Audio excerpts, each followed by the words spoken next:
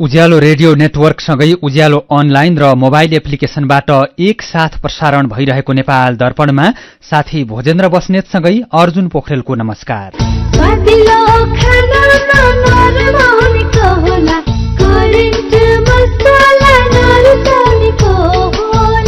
नेपाल दर्पणको साथमा करेन्ट मसला र करेन्ट चिया स्वादको झट्का। नेपाल दर्पण सुरु गरौं मुख्य खबरका शीर्षकहरूबाट। हिजो आत्मदाह गरेका प्रेम प्रसाद आचार्यले उठाएका विषयमा छानबिन गर्ने सरकारको निर्णय, अरू व्यक्तिको यस्तै दुखद अवस्था आउन नदिने गरी काम गर्न आफन्तको आग्रह। सरकारले आउँदो 2 वर्षभित्र देशभर 3000वटा झोलुङ्गे पुल बनाउने, यो वर्ष 6 अर्ब रुपियाँ बजेट विनियोजन, आउँदो साउनसम्म पुल आवश्यकताको अध्ययन सकिने। बाँकेमा फैलिरहेको दादुरा संक्रमण डोटीमा पनि देखिएपछि संक्रमण फैलने चिन्ता, संक्रमण रोक्नका लागि खोप मात्रै विकल्प भएको स्वास्थ्य मन्त्रालयको भनाई। विश्वव्यापी रूपले राष्ट्रिय खोप कार्यक्रमहरूमा दादुरा रुबेला विरुद्धको खोपलाई प्राथमिकतामा राखेर खोप लगाइराखिएको हुन्छ। त्यो एकदमै निर्विकल्प उपाय हो। जर्मनीले युक्रेनमा 14वटा लडाकु ट्याङ्क पठाउने, अमेरिकाले पनि घोषणा गर्दै पर्याप्त ट्याङ्क भएमा रुसी सेना धपाउन सकिने युक्रेनी अधिकारीको दावी। र 22 वर्ष मुनिको एसियाली बक्सिङ च्याम्पियनशिपको फाइनलमा नेपालकी सुषमा तामाङ पराजित। राष्ट्रिय क्रिकेट टोलीका पूर्व कप्तान पारसले लेजेन्ड्स लिग खेल्ने। खुशी कसरी खुशी हुन्छ जब बन्ने छैन कोही, आफ्नो भन्दैमा आफ्नो हुन सम्पर्कमा बस्या खै। सम्पर्कका लागि बलियो आधार नेपाल टेलिकम हो राष्ट्रकै सञ्चार। सम्पर्कको आधार राष्ट्रको सञ्चार, नेपाल टेलिकम राष्ट्रको सञ्चार। नेपाल टेलिकम राष्ट्रको सञ्चार। सुन त, मेरो कपडा प्याकिङ गरिदेऊ त। श्यामजीको मिसेसलाई क्यान्सर उपचार गराउन इन्डिया सँगै लिएर जानुपर्ने भयो। ए हो र? अनि सुन्नु त, अब क्यान्सरको उपचार सीएमसी क्यान्सर इन्स्टिच्युट भरतपुरमा नै हुन्छ नि। नेपालमै पहिलो पटक अत्याधुनिक भेरिएन्ट ट्युबिम भएको 60 काउस र हाइपर आर्क लगायतका अत्याधुनिक उपकरण प्रयोग गरी मस्तिष्कमा रहेको ट्युमर, फोक्सोको क्यान्सर, स्तन क्यान्सर, घाँटी तथा टाउको सम्बन्धी क्यान्सर, पेट तथा कलेजो सम्बन्धी क्यान्सर, पाठेघरको मुख, गर्भाशय तथा मूत्राशय सम्बन्धी क्यान्सर तथा अन्य क्यान्सरहरूको उपचार हुन्छ। क्यान्सर भएको ठाउँको पहिचान गरी रेडिएसनको माध्यमबाट पूर्ण रूपमा निको हुने गरी पनि उपचार गरिन्छ। सरकारी अस्पतालकै सेवा शुल्कमा उपचार हुनुका साथै नेपाल सरकारबाट प्रदान गरिने क्यान्सर पीडितहरूका लागि 1 लाखसम्मको छुटको व्यवस्था पनि छ। ओहो, यस्तो सुविधा रहेछ। ल, अब क्यान्सर उपचार गराउन सीएमसी क्यान्सर इन्स्टिच्युटमा नै लिएर जान्छु। क्यान्सर विरुद्ध आशाको किरण, CMC cancer institute. Phone 056 594 333 594 333। Nepal दर्पणमा अब खबरको सिलसिला। विभिन्न समस्या देखाएर आत्मदाह गरेका इलामका प्रेम प्रसाद आचार्यले उठाएका विषयमा सरकारले छानबिन गर्ने भएको छ। आज बसेको मन्त्री परिषदको बैठकले आचार्यले उठाएका विषय निकै गम्भीर रहेको भन्दै छानबिन गर्ने निर्णय गरेको हो। बैठकले छानबिनको जिम्मा गृह मन्त्रालयलाई दिएको छ। जतिसक्यो चाँडो प्रतिवेदन तयार पारेर बुझाउने गरी गृह मन्त्रालयलाई छानबिनको जिम्मेवारी तोकिएको उपप्रधान तथा गृहमन्त्री रवि लामिछानेले जानकारी दिनुभयो। जुन आत्मदाह गर्नुभएका प्रेमजीको विषयलाई लिएर चाहिँ हामीले आज के निर्णय भएको छ भने त्यसलाई उहाँले एउटा गम्भीर विषयहरू उठान गर्नुभएको थियो। त्यसभन्दा अगाडि लेख्नु भएको थियो, उहाँ अन्यायमा पर्नुभएको विषय उठान गर्नुभएको थियो। त्यसको अध्ययन गरेर त्यसलाई छानबिनमा ल्याउने र गृह मन्त्रालयले नै तदारुकताका साथ अगाडि बढाएर छानबिन गर्ने र छानबिन गरिसकेपछि तथ्य बाहिर आइसकेपछि तदनुसार सरकारले आवश्यक कदम चाल्ने भन्ने एउटा निर्णय भएको छ। र आज नै त्यस सम्बन्धी यो छानबिनको कार्य गृह मन्त्रालयको तदारुकतामा हामी अगाडि बढाउनेछौँ, त्यो निर्णय भएको छ। त्यस पछाडि उहाँले भन्नुभएका विषयहरू छानबिनका क्रममा निस्किए पश्चात त्यसपछि आवश्यक कारवाही गर्ने एउटा निर्णय चाहिँ यहाँहरूलाई म जानकारी गराउन चाहन्छु। नतिजा आइपुग्छ, त्यो नतिजाका आधारमा गर्नुपर्ने कार्य सरकारले गर्नेछ। हिजो इलामका 37 वर्षका आचार्यले नयाँ बानेश्वरको संघीय संसद भवन बाहिर आफैलाई आगो लगाउनु भएको थियो। उपचारका क्रममा उहाँको आज बिहान कीर्तिपुर अस्पतालमा मृत्यु भएको छ। उहाँले आफूले उद्यम गर्ने सिलसिलामा बैंक, वित्तीय संस्था, विभिन्न सुपरमार्केट, व्यापारिक घराना, सरकारी कार्यालय लगायतबाट ठगिएको विषय फेसबुकमा पोस्ट गर्नुभएको थियो। यसै विषयमा सरकारले छानबिन गर्ने भएको हो। यसअघि आजै दिउँसो मृतकलाई श्रद्धाञ्जली र आफन्तलाई सहानुभूति दिन कीर्तिपुर अस्पताल पुग्नुभएका उपप्रधान मन्त्री तथा गृहमन्त्री रवि लामिछानेले आचार्यले आत्मदाह गर्नुअघि धेरै गम्भीर विषय उठाएकोले सरकारले छानबिन गर्ने बताउनु भएको थियो। आफूले देश र नागरिकका लागि केही गर्छु भनेर भर्खरै काम थाल्दा विभिन्न चुनौती आएको, तर चुनौतीसँग नभाग्ने गृहमन्त्रीले बताउनु भएको छ। आत्मदाह गर्नुभएका आचार्यलाई सरकारले केही गर्छ भन्ने विश्वास दिलाउन नसकेकोमा आफू दुखी भएको पनि लामिछानेले बताउनु भएको छ। मृतककी श्रीमती नानुका आचार्यले आफ्ना छोरीहरूको भविष्य सुनिश्चित गरिदिन, आफूलाई रोजगारी दिन र श्रीमानले लिएको आर्थिक ऋण तिरिदिन गृहमन्त्री समक्ष आग्रह गर्नुभएको छ। देशमै केही गरौं भन्ने मान्छे असक्षम प्रशासन र व्यापारिक घरानाका कारण मर्नु परेको दुखेसो पोख्दै नानुकाले अब यस्ता घटना दोहोरिन नदिन सचेत हुन पनि गृहमन्त्री लामिछानेसँग आग्रह गर्नुभयो। गृहमन्त्रीले मृतकका आफन्तलाई भेटेसँगै आफन्तले सब बुझेका छन्। यसैबीच मृतक प्रेमप्रसाद आचार्यले न्याय पाउनुपर्ने माग गर्दै काठमाडौँको माइतीघर मण्डलामा प्रदर्शन भएको छ। माइतीघरमा जम्मा भएर नाराबाजीसहित बानेश्वर पुगेका प्रदर्शनकारीले गरी खान सक्ने वातावरण बनाउन सरकारसँग माग गरेका छन्। राजनैतिक दलका नेता, समाजसेवी, बुद्धिजीवी, कलाकार, सर्वसाधारण लगायतले सामाजिक सञ्जाल मार्फत यो घटनाबारे दुःख व्यक्त गर्दै सरकारलाई खबरदारी गरेका छन्। सरकारले कर तिर्न बाँकी रहेका क्रसर उद्योगहरूलाई आउँदो असार मसान्तसम्ममा तिर्ने शर्तमा खुल्ला गर्ने भएको छ। आज बसेको मन्त्री परिषद बैठकले असारसम्ममा कर तिर्ने शर्तमा क्रसर उद्योग खुल्ला गर्ने निर्णय गरेको हो, तर दर्ता नभई सञ्चालन भइरहेका क्रसर उद्योग भने बन्द गर्ने निर्णय गरेको छ। क्रसर उद्योग बन्द हुँदा विकास निर्माणका काम नै ठप्प भएको भन्दै निर्माण व्यवसायीहरूले दबाव दिएपछि सरकारले कर तिर्न बाँकीलाई तिर्ने शर्तमा खुल्ला गर्ने निर्णय गरेको हो। यस्तै बैठकले क्रसर उद्योगसँग सम्बन्धित कानून बनाउने गरी तयारी गर्ने पनि निर्णय गरेको छ। गृह मन्त्रालयले देशभर सञ्चालनमा रहेका अवैध क्रसर बन्द गराउन पुसको तेस्रो हप्ता सबै जिल्ला प्रशासन कार्यालयलाई परिपत्र गरेको थियो। गृह मन्त्रालयको निर्देशनपछि देशका सबैजसो प्रशासन कार्यालयले अवैध क्रसर बन्द गराएका छन्। सरकारले अवैध क्रसर बन्द गराउँदा वैध रूपमा सञ्चालित क्रसरले पनि उत्पादन बन्द गरेपछि निर्माण सामग्रीको अभाव भएको निर्माण व्यवसायीको गुनासो छ। उपप्रधान तथा गृहमन्त्री रवि लामिछानेको नागरिकता र राहदानी सम्बन्धी मुद्दामा सुनवाई नसकिएपछि आज हेर्दैमा बसेको छ। सर्वोच्च अदालतको संवैधानिक इजलासमा अग्राधिकार सहित आजदेखि शुरू भएको सुनवाई नसकिएपछि हेर्दैमा राखिएको सर्वोच्च अदालतले जनाएको छ। मुद्दामाथिको अर्को बहस पर्सि शुक्रबार हुनेछ।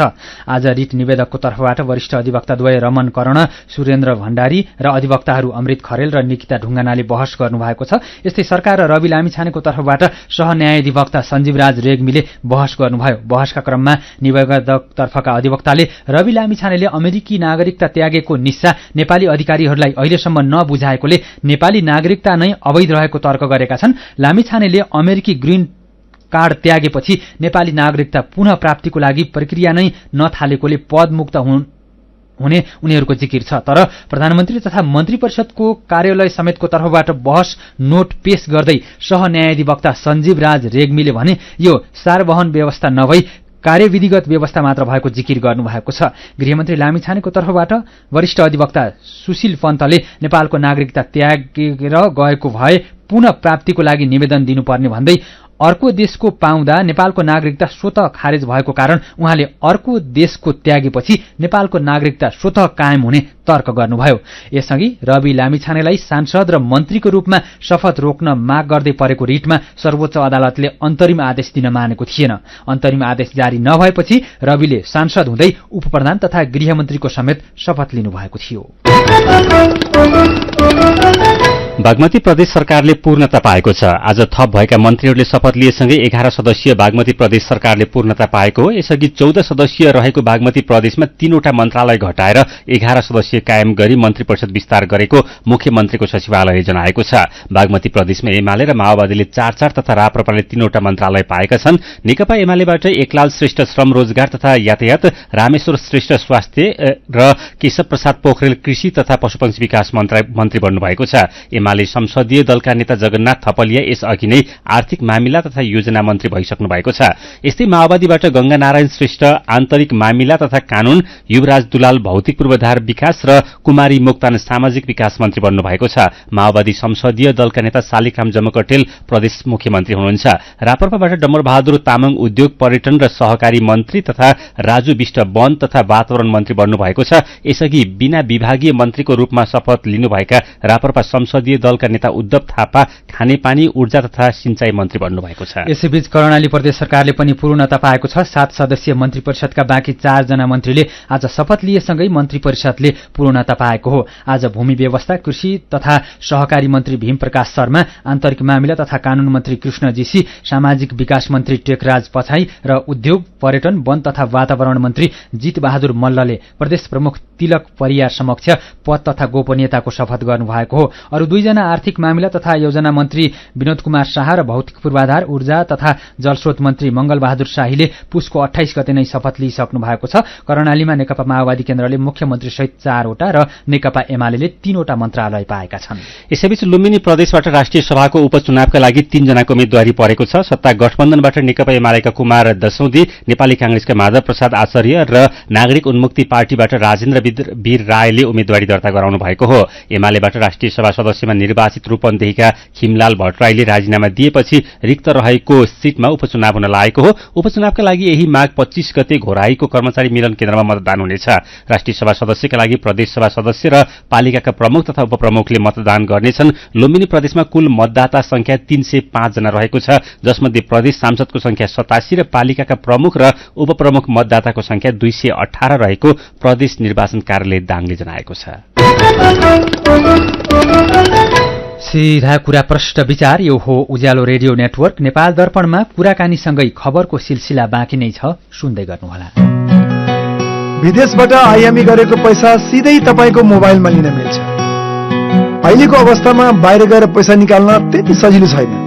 त्यसैले आफ्नो मोबाइल निकाल्नुहोस्, आइएमई पे डाउनलोड गर्नुहोस् अनि घर बसी बसी आफ्नो रकम प्राप्त गर्नुहोस्। विदेशबाट आइएमई गरेको रकम प्राप्त गर्न आफ्नो मोबाइल फोनमा आइएमई पे डाउनलोड गर्नुहोस्। अब आइएमई गरौँ, आइएमई पे मा प्राप्त गरौँ सजिलै। एचआईभी का बारेमा खुलेर कुरा गरौँ। एचआईभी खराब आचरणको नतिजा नभई असावधानीको परिणाम हो, तसर्थ यसबाट बच्न असुरक्षित यौन सम्पर्क नराखौं। अन्य व्यक्तिले प्रयोग गरेका धारिला औजार जस्तै छुरी, दारी काट्ने ब्लेड प्रयोग नगरौं र रगत चढाउनु पर्ने अवस्था भएमा परीक्षण गरेको रगत मात्र चढाउँ। संक्रमित भइसकेकालाई समयमै उपचारमा लगौं र अकालमै हुन सक्ने मृत्युबाट जोगाउँ। समयमै उपचार गर्नाले संक्रमित गर्भवती महिलाले पनि स्वस्थ बच्चा जन्माउन सक्छिन्। Nepal youth foundation, 12+ Lumbini plus र मकवानपुर महिला समूह। सुनिश्चित भविष्य मात्र होइन बचत, आर्थिक स्वतन्त्रता हो, आत्मविश्वास हो, आत्मा सम्मान हो, सम्पन्न जीवन हो। बचत बचत गरौँ, बचत गरौँ, बचत गरौँ, बचत गरौँ। धेरै छन् बचतका खुशीहरू, बचत गरौँ। ग्लोबल आइएमई बैंक, सबैका लागि बैंक।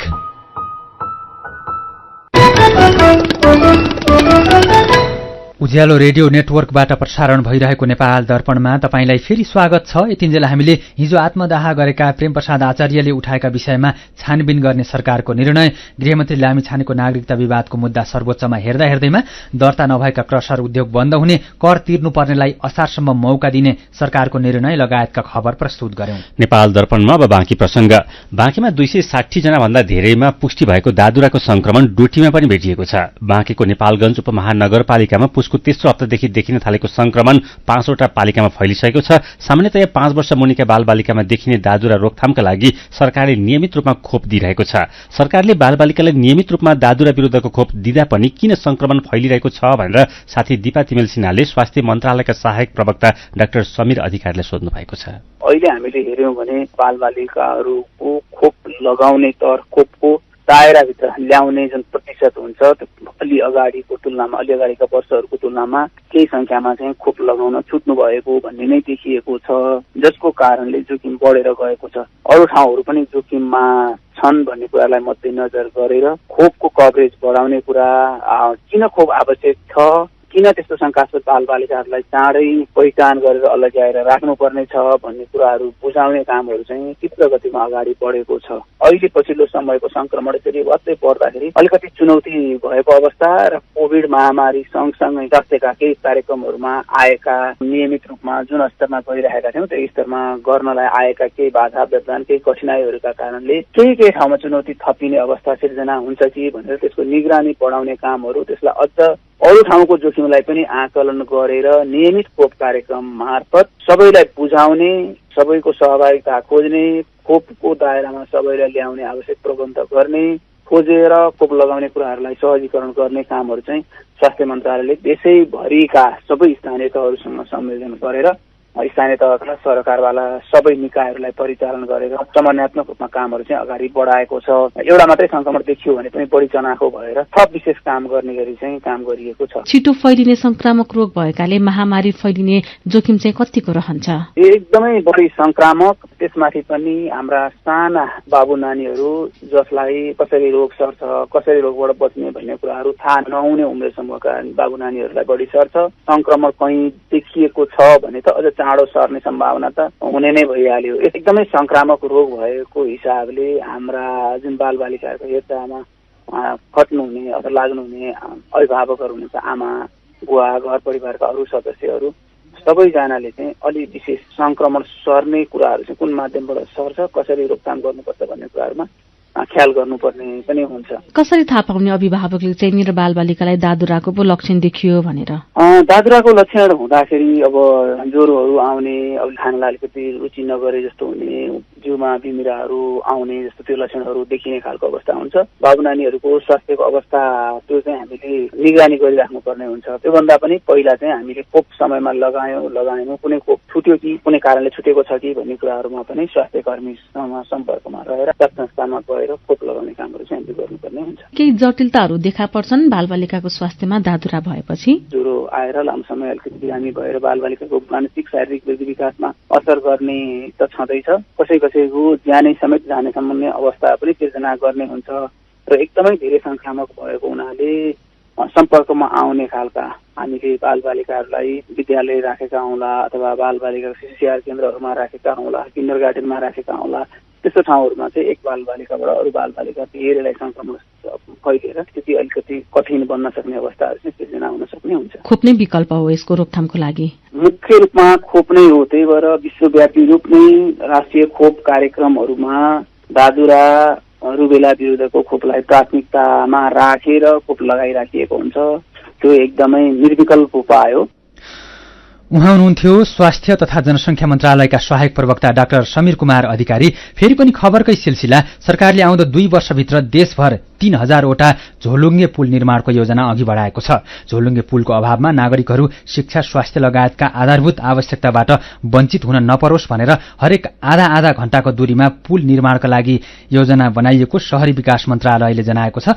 चालू 15औं योजनामा हरेक आधा घण्टाको दूरीमा झोलुङ्गे पुल निर्माण गर्ने उल्लेख गरिएको छ। योजनाकै आधारमा बस्ती भएका र आवश्यकता भएका ठाउँमा पुल निर्माणको लागि तयारी अघि बढाइएको पूर्वाधार विकास विभागका महानिर्देशक ईश्वरचन्द्र मरहट्टाले बताउनुभयो। बस्ती नभएका र जंगल क्षेत्र छाडेर बस्ती लक्षित झोलुङ्गे पुल निर्माण गर्दा देशभरमा झण्डै 3000वटा नयाँ पुल आवश्यक देखिएको विभागले जनाएको छ। 120 मिटर भन्दा कम लम्बाइका पुल पालिका सरकारले बनाउने र त्यो भन्दा बढी लम्बाइको पुल आवश्यक भएमा संघीय सरकारले निर्माण गर्ने महानिर्देशक मरहट्टाले बताउनुभयो। चालू आर्थिक वर्षमा झोलुङ्गे पुल निर्माणको लागि 6 अर्ब रुपैयाँ बजेट विनियोजन भएको छ। अबको 5 महिनामा कुन ठाउँमा पुल आवश्यक छ भनेर अध्ययन गरिने र अर्को 2 वर्षमा निर्माण गरिने महानिर्देशक मरहट्टाले बताउनुभयो। सरकारको दाबी अनुसार धादिङ, गोरखा, कालीगण्डकी, त्रिशुली लगायतका नदीमा आधा घण्टामा झोलुङ्गे पुल निर्माण भइसकेका छन्। गोर्खाको चोमनोमरी गाउँपालिकामा रहेको 200 वर्षभन्दा पुरानो पोङसी गुम्बा आगो लागिबाट ध्वस्त भएको छ। हिनाङमा रहेको पोङसी गुम्बामा हिजो दिउँसो 3 बजेतिर आगो लागेको थियो। आज हेलिकप्टर मार्फत घटनास्थल पुगेर फर्कनुभएका गोर्खाका प्रहरी प्रमुख प्रहरी उपरीक्षक केदार खनालले गुम्बा पुरै जलेर नष्ट भएको बताउनुभयो। गुम्बामा रहेका पुराना कागजात, भाँडा बर्तन लगायतका सामग्री पनि जलेका छन्। प्रदेशसभा सदस्य नन्दप्रसाद नेउपाने, प्रमुख जिल्ला अधिकारी शंकर हरि आचार्य, प्रहरी प्रमुख खनाल लगायतको टोली आज बिहान सदरमुकामबाट हेलिकप्टर मार्फत गुम्बामा पुगेर क्षतिको अवलोकन गरेर फर्किएको हो। सोलर मार्फत लगेको विद्युतको तार सर्ट भएर आगो लागि भएको स्थानीय बासिन्दाले अनुमान गरेका एसपी खनालले बताउनुभयो। आगोलागीबाट भएको क्षतिको विवरण संकलन काम भइरहेको छ। प्युठानमा केही दिन यता चोरको बिगबिगी बढेको छ। पछिल्लो 2 हप्ता यता प्युठानको प्युठान नगरपालिका तथा गौमुखी र झिमरुक गाउँपालिकामा चोरले लाखौं रुपैयाँ नगद र धनमाल लुटेका छन्। श्रृंखलाबद्ध रूपमा चोरी हुँदा पनि प्रहरीले चोरी गर्ने गिरोह पत्ता लगाउन सकेको छैन। चोरले हैरान गरेपछि गौमुखी गाउँपालिकाले घुमन्ते व्यापारीलाई गाउँपालिका प्रवेशमा रोक लगाएको छ। आज बसेको कार्यपालिकाको बैठकले कपाल किन्ने, सिरक डस्ना बनाउने, भाँडाकुँडा किनबेच गर्ने, जडीबुटीको व्यापार गर्ने लगायतका व्यापारीलाई गाउँ प्रवेशमा रोक लगाएको अध्यक्ष विष्णु गिरीले उज्यालोलाई जानकारी दिनुभयो। व्यापारी भन्दै गाउँ पस्ने र लुट्ने क्रम बढेकोले घुमन्ते व्यापारीलाई प्रतिबन्ध लगाइएको र अपरिचित व्यक्तिबाट सचेत रहन स्थानीयलाई आग्रह गरिएको पनि गिरीले बताउनुभयो। शंकास्पद गतिविधि देखेमा तुरुन्त गाउँपालिका र प्रहरीमा फोन लगाउन पनि उहाँले आग्रह गर्नुभएको छ। यस्तै गाउँपालिकाले चोर समात्ने व्यक्तिलाई 10,000 रुपैयाँ पुरस्कार दिने पनि घोषणा गरेको छ। नेपाल दर्पणमा मेरो पनि भन्नु छ सँगै खबरको सिलसिला बाँकी नै छ, सुन्दै गर्नुहोला। आधुनिक र प्राकृतिक चिकित्सा पद्धतिको वैज्ञानिक सम्मिश्रण स्थल डनी हिलिङ क्लिनिक। यहाँ विशेषज्ञहरूद्वारा नसा, हाड जोड्नी, मांसपेशीका दुखाइ र अन्य समस्याको उचित परीक्षणद्वारा रोगको पहिचान, उपचार र परामर्श प्रदान गरिन्छ। Physiotherapy, acupuncture, Ayurveda, medical massage तथा विशेषज्ञहरूको सल्लाह अनुसार न्यूनतम प्रतिकूल प्रभाव हुने गरी उचित उपचार गरिन्छ।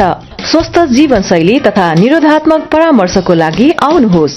हाम्रो सिद्धान्त निको प्रकृतिले पार्छ, हामी सहयोग गर्छौं। डनी हिलिङ क्लिनिक, एकान्त कुना road, Jawalakhel. Phone number 5521 885, 98 018 16380। Website DENIHEALING.com। मेरा छोराछोरीको सपना अन्तर्राष्ट्रिय स्तरको उच्च शिक्षा। म पनि यस्तै चाहन्छु। मलाई विश्वास छ हाम्रो सपना र चाहनालाई पूरा गर्छ नेपाल जापान सेवा सेन्टरले। हजुर, उच्च शिक्षाको लागि जापानको जुनसुकै सिटीमा अध्ययन गर्न र जापानिज भाषा सिक्नको लागि हामी तपाईको साथमा छौं। सम्पर्क नेपाल जापान सेवा centre, Nagpokhari, Kathmandu. Phone number 44 28 242, 44 28 242। Come once, you will certainly be benefited. सुरक्षित र समृद्ध होस् जिन्दगीको सेरोफेरो। भोलिको लागि सोच्नु पर्ने कर्तव्य हो तिम्रो मेरो। दुःख हुन भोलिलाई बिमा गरौँ है, नेसनल लाइफ इन्सुरेन्समा बिमा गरौँ है। विगत 35 वर्षदेखि सञ्चालनरत नेपालको पहिलो अग्रणी जीवन बिमा कम्पनी national life insurance company, Lazimpat, Kathmandu. उज्यालो रेडियो नेटवर्क मार्फत देशभरिका विभिन्न एफएम स्टेशन तथा उज्यालो अनलाइन र मोबाइल एप्लिकेशनमा प्रसारण भइरहेको नेपाल दर्पणमा तपाईंलाई फेरि स्वागत छ। अब बाँकी खबर। जुल्लामा भारी हिमपात भएपछि स्थानीय प्रशासनले चोकचोकमा आगो बाल्न शुरू गरेको छ। प्रमुख जिल्ला अधिकारी मुकेश कुमार केसरीका अनुसार प्रशासनले मुख्य बजारको बालमन्दिर, जिल्ला प्रशासन अगाडि काले खोली र बस पार्कमा आगो बाल्न शुरू गरेको हो। यस्तै 300 जना विपन्न तथा ज्येष्ठ नागरिकलाई न्यानो कम्बल तथा केहीलाई ज्याकेट समेत वितरण गरिने योजना रहेको केसरीले बताउनुभयो। जुम्लामा लगातारको हिमपातले जनजीवन प्रभावित भइरहेको छ। चिसोले 2 दिनदेखि हवाई यातायात बन्द भएकोमा आज बिहानदेखि कर्णाली राजमार्ग पनि बन्द भएको छ। शेयर बजार आज दोहोरो अङ्कले बढेको छ। आज शेयर बजार परिसूचक नेप्से 10.37 अङ्कले बढेर 2183.62 अङ्कमा पुगेको छ। 261 वटा कम्पनीका 95 लाख किता शेयर 3 अर्ब 46 करोड रुपियाँमा कारोबार भएका छन्। आज सबैभन्दा धेरै नेशनल हाइड्रो पावर कम्पनीको शेयर 10 करोड रुपियाँभन्दा धेरैमा किनबेच भएको छ। अर्घाखाँचीको सन्धिखर्कमा आन्तरिक तथा बाह्य पर्यटक भित्र्याउने उद्देश्यले आजदेखि अर्घाखाँची महोत्सव एवं कृषि पर्यटन तथा औद्योगिक प्रदर्शनी मेला शुरू भएको छ। 14 दिनसम्म सञ्चालन हुने महोत्सवमा 1 लाख जना भन्दा धेरै दर्शकले अवलोकन गर्ने र 5 करोड रुपियाँको कारोबार हुने अपेक्षा रहेको अध्यक्ष मिश्रको भनाइ छ। कास्कीको पोखरामा ट्र्याक्टर दुर्घटना हुँदा एकजनाको ज्यान गएको छ। पोखरा महानगरपालिका 33 चौवादीको भित्री कच्ची सडकमा एक त 66-64 नम्बरको ट्र्याक्टर पल्टिँदा 63 वर्षका नलप्रसाद लामिछानेको ज्यान गएको जिल्ला प्रहरी कार्यालय कास्कीले जनाएको छ। पछिल्लो 24 घण्टामा 3 जनामा कोरोना भाइरसको संक्रमण पुष्टि भएको छ। पीसीआर र एन्टिजेन गरी 437 जनाको नमूना परीक्षण गर्दा 3 जनामा संक्रमण पुष्टि भएको, थप 7 जना निको भएसँगै कोरोना भाइरसका सक्रिय संक्रमितको संख्या 14 जनामा झरेको छ। नेपाल विद्युत प्राधिकरणले काठमाडौँको जितपुर फेदी गाविस वडा नम्बर 1 र गोलढुङ्गा गाविस वडा नम्बर 3 का 61 घर परिवारको जग्गा अधिग्रहण गर्ने भएको छ। सब स्टेशन निर्माणको लागि जग्गा प्राप्ति ऐन अनुसार जग्गा अधिग्रहण गर्न लागिएको प्राधिकरणले आज सूचना निकालेर जानकारी दिएको छ। काठमाडौँ उपत्यकाको विद्युत वितरण प्रणालीलाई व्यवस्थित बनाउन उच्च क्षमताको सब स्टेशन निर्माण गर्न लागिएको प्राधिकरणका कार्यकारी निर्देशक कुलमान घिसिङले जानकारी दिनुभयो। मेरो पनि भन्नु छ। संघीय संसद भवन अगाडि आफ्नै शरीरमा आगो लगाएका इलामका प्रेम प्रसाद आचार्यको उपचारका क्रममा आज ज्यान गएको खबरमा दुःख व्यक्त गरी विक्रम थापा मगरले लेख्नु भएको छ। आचार्य जस्तै कयौं नेपाली नागरिकको पीड़ा उस्तै छ। निराशामा आशा राखेर बाँच्नु परेको छ। यसरी ज्यान फाल्नु समस्याको समाधान होइन।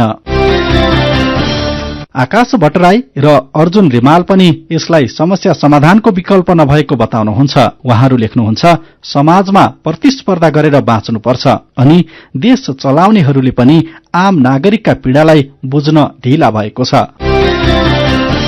फेसबुकमा वीरेन्द्र हामदिङदम नाम राखेका साथीले लेख्नु भएको छ, युवा विदेशी न बाध्य छन्। देशमा काम नपाएर विदेश पलायन हुँदा पनि लुटिने क्रम रोकिएको छैन। विदेशिएका युवाले पसिना बगाएर पठाएको रेमिट्यान्सबाट तलब खाएर त्यही युवा ठगिँदा र लुटिँदा पनि कसैले हेर्दैन। उहाँ सोध्नुहुन्छ, सरकार, प्रशासन र कानून कहाँ छ?